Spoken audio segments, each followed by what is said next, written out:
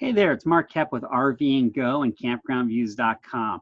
Today I'm going to talk to you a little bit about choosing the right RV rental for your first RV trip. So that's the number one question we get at RV and Go is, what unit is right for me on my very first trip? And the answer, unfortunately, is it depends. It depends on you, it depends on your trip, it depends on your experience, and it depends on all these other factors. So let's go through the key decision points you need to mark off to decide on which unit is right for you. So the first big decision you need to make is, where are you going? What are you using this RV for? So are you going to a festival? Are you going to some sort of concert or music event? Are you going to a family reunion or a public campground like a state park, a national park? Are you renting the RV to go on some big road trip across the country? Or are you taking the RV to go camping in an RV resort and you want a whole bunch of amenities? There are a whole bunch of decision sets that go into the type of unit you're going to need based upon where you're going to stay. So, for example, if you are going to stay at a state park, a national park, or a Forest Service campground, generally speaking, you're going to want an RV that is not quite super long in length. So, for example, a Class C, a Class B, or even a van, a camper van, may be a better choice. You can get these in 25-foot lengths, 24-foot lengths, up to, you notice this Forester right here is 32 feet in length. That's about the longest you're gonna wanna go if you're staying in a public park, unless you know that the park has bigger sites available and you're able to lock them in. Usually those parks were built years ago before the advent of large RVs, and so therefore you want a smaller unit when you're going to these public style parks. Now, on the flip side, if you're going to go to a park where you're going to be in an RV resort and you want lots of space and you want lots of space internally, that's where you can start looking at some of the larger fifth wheels and Class A units. And I'm looking at some fifth wheels now. I'm in Arizona myself. We're out of Scottsdale, Arizona. So when I click on these buttons, it'll geolocate to your area. So if you're at rvandgo.com and you just click on these links, it's going to find out where you're at and show you units around you. So I showed you fifth wheels, but I'm going to go over to Class A's first. So say you're going to a big trip to an RV resort, maybe casinos in Las Vegas, and you're all renting the RVs to go out there and hang out and gamble and have a good time while staying in an RV resort with a beautiful pool for a reasonable nightly rate. You can get something like this 45-foot Thor motor coach. That's a brand new unit. That's beautiful. I mean, I know it's $425 a night, but that's a pretty cool unit. A 33-foot coach. What you're going to get when you get into these Class A's, we'll go in here and take a look at it, is you're going to find that inside of them, they are very fancy and really nice. So this is the inside of this unit. You can easily see a rock band hanging out in here. You can live the life of luxury inside this unit.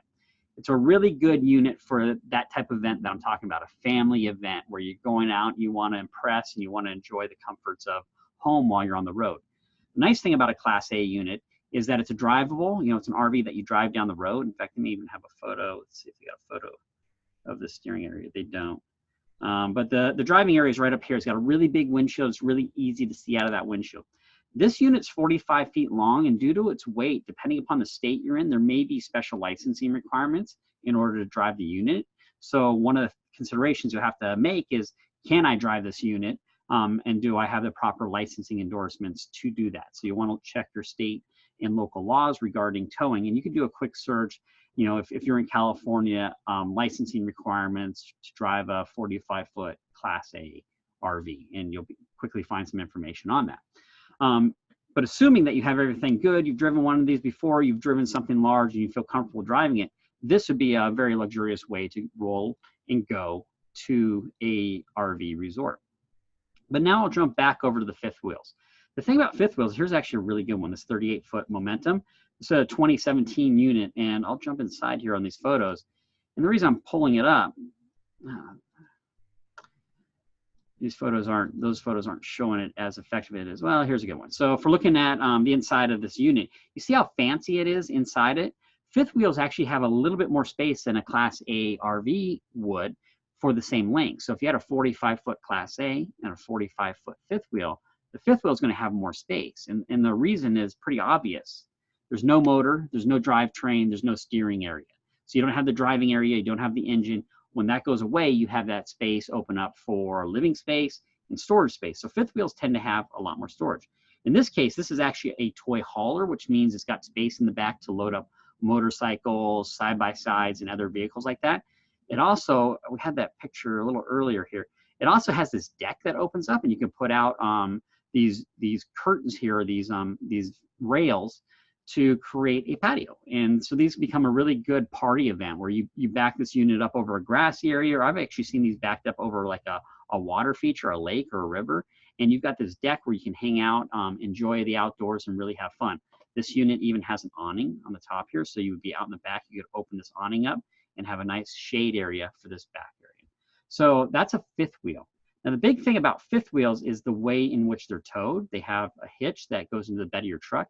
This unit right here, you're going to need a big truck to tow. You're going to need a 2500 series or even a 3500 series truck from any of the new makers. So the Chevy, Ram, or Ford pickup trucks will be able to handle this type of unit.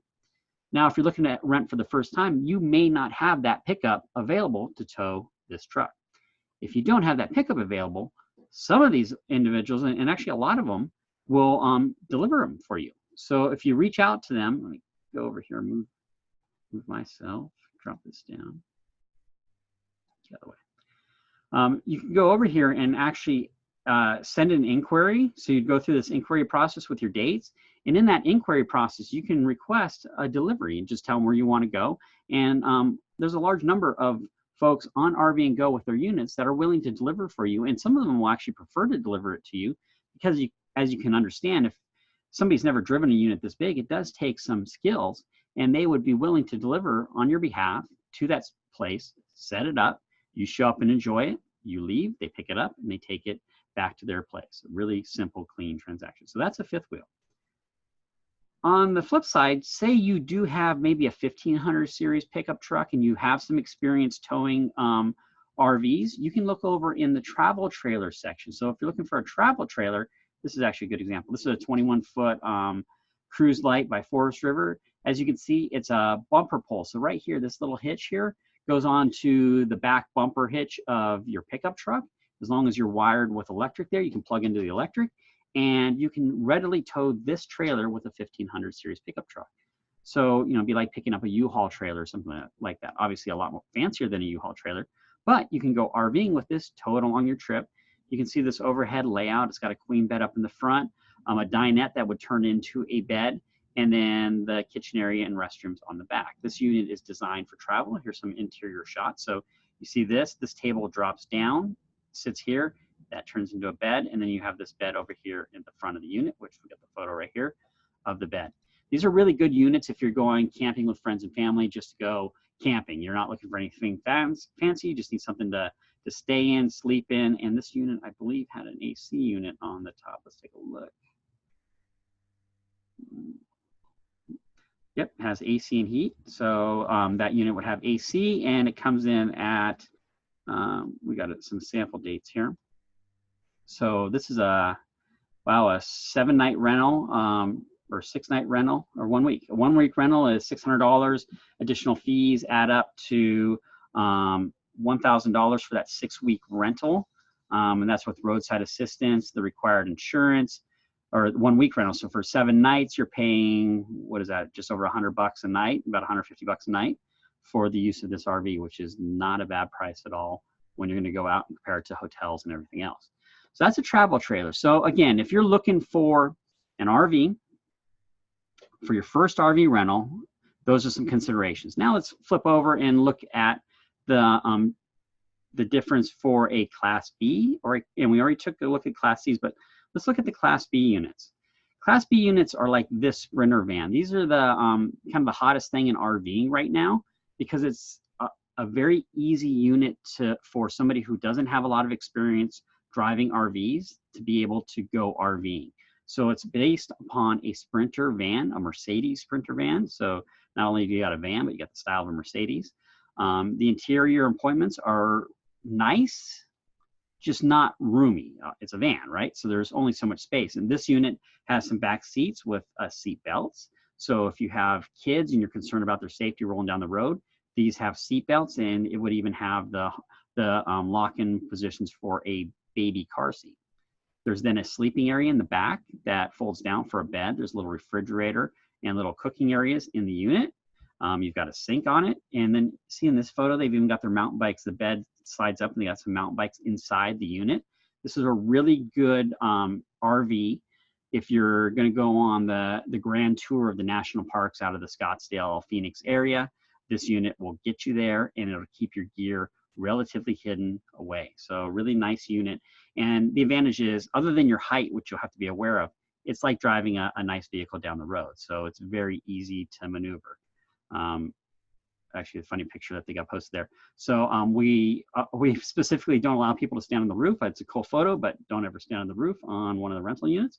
And this is a good demonstration of the type of RVing and places you can get into. Here's two travel trailers right here. So 1 and 2, they'd be towed by this SUV, right? Very capable to tow that. And then that camper van is there. So a good example of the type of camping and experiences you can have. I'm really a fan of the photos that this person has submitted of their RV and the units here in Gilbert, Arizona. And you can see the nightly rate is very reasonable. Even the weekly rate is very reasonable for this unit to be able to hit the road. So that's a Class B unit.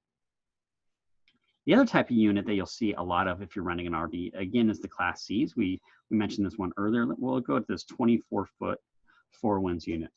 A Class C RV is a drivable unit where the front half of it, the nose part that you drive in, is a van front end. So it's, you know, like an Econoline van, right? So you're just driving with a van, and then the entire box is built on the frame, and the box is an RV, you know, all the living spaces of an RV. The thing about a Class C is that they are going to be bigger, especially width-wise, because the unit goes out, you know, a foot on this side, a foot on that side, so it's 8 feet wide. So it's going to be wider going down the road. These units tend to be longer, and they have this overhang off the back, so you have to use caution when turning because you have this rear end that swings out. These units are very popular for rentals because it gives you the space of an RV with kind of the comfort of driving a more standard style vehicle. They have a good windshield that you can see out of, and the nose hanging out over here where the sleeping area is over the windshield actually provides a natural shade barrier when you're rolling down the road, so it keeps the glare down when you're driving during the middle of the day. These units you can generally get into most parking lots, so if you're going shopping, if you don't want to have another vehicle with you, they can work well for your RV rental trip.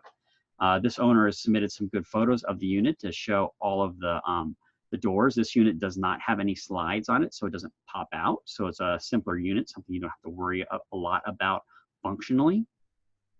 And it's just a nice unit that you can take on your next RV rental trip, or in your case, your first RV rental trip. So when you're looking for an RV, you want to, again, ask, what location am I going to? What is the use of that RV? How am I going to be using it? And what am I comfortable driving and experiencing? A lot of folks will actually rent the RV that they're considering eventually buying, or at least a unit like it, so they can get a good feel of, do they like driving it? Is it comfortable to drive? Do they like the living space that's in it? And do they overall enjoy the RV travel lifestyle? This unit's really nice, and we have some good photos of the inside. So as you can see, there's a bed back here. The restroom there's a door right here. So you got a restroom here, and then your cook area. And then right here on the right is the stove, or the refrigerator. And again, we have some good photos of the interior of this unit, so you can easily see that this is a very nice unit to go cruising down the road. If you have family, there will be seat belts in here, tucked underneath these cushions that they can seat belt in when they're rolling down the road. And they're driving in the back of that unit. So a really good overview on the different types of units you have available to you. And last but certainly not least are pop-up style campers. We don't have a lot in the Arizona area for obvious reasons, and the obvious reasons are that a pop-up folds down, so this whole roof structure drops down, and you'll notice that we're missing an AC unit on it, and it's just like a canvas tent on wheels. So these units are really susceptible to the environment. So if you're in a super hot environment, like in Arizona, you're going to have a lot. This is not going to necessarily be a very comfortable sleeping unit. But if you're going up to the mountains, if you're going into an area where it's going to be cool at night, it can be very comfortable and very compact. Here's an example of it collapsing down for towing down the road. Let's see if they got it. Yep, there's a photo of the unit as you tow it. So it's a bumper pole, it's a low profile, and it's not overly heavy, so you can tow this behind most vehicles that have a bumper hitch on it. So these pop-up style campers are very useful, especially if you're just going to a location where you simply don't want to sleep in a tent on the ground, and you want to have a little bit more comfort in your accommodations. Pop-up camper will do the trick. So I hope you found this video useful. I hope we're giving you some ideas on what you can do to pick the right RV for your first RV trip. We're here at RV and Go, and you saw this little chat pop up. If at any time you ever have a question or comment, hop on there and hit one of us up here at RV and Go to walk you through it. And we hope you find the perfect RV for your next RV rental trip. I'm Mark Hepp with RV and Go and CampgroundViews.com. I wish you a good day.